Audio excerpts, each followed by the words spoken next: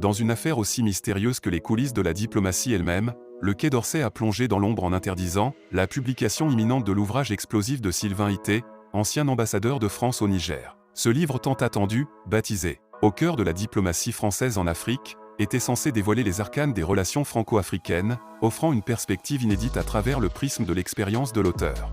Initialement programmé pour le 15 janvier 2024, le livre promettait des révélations poignantes sur la crise politique et sécuritaire qui secoue le Niger depuis le coup d'État de juillet 2023. Cependant, le suspense s'est épaissi subitement lorsque le ministère des Affaires étrangères a imposé un veto, plongeant l'œuvre dans les limbes de l'interdit.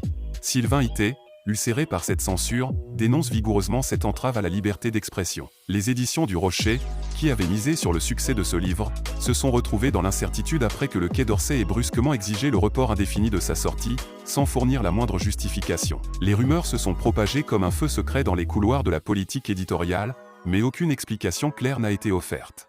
Le mystère s'élargit davantage lorsque l'hebdomadaire Le Canard enchaîné dévoile un courrier confidentiel daté de mi-janvier. Cette missive, signée par la secrétaire générale du ministère des Affaires étrangères, évoque des risques plus importants que les avantages que pourrait engendrer la publication du livre, ajoutant qu'il serait impossible d'autoriser sa publication. Les spéculations vont bon train quant au contenu potentiellement explosif du livre de Sylvain Ité, suggérant qu'il pourrait mettre à nu des détails embarrassants pour le Quai d'Orsay, ébranlé par plusieurs crises durant le mandat tumultueux de l'ambassadeur en terre nigérienne. Une ombre de suspense plane désormais sur les raisons réelles de cette interdiction, alimentant la curiosité et les interrogations quant au secret diplomatique que le Quai d'Orsay semble vouloir garder enfoui dans l'obscurité.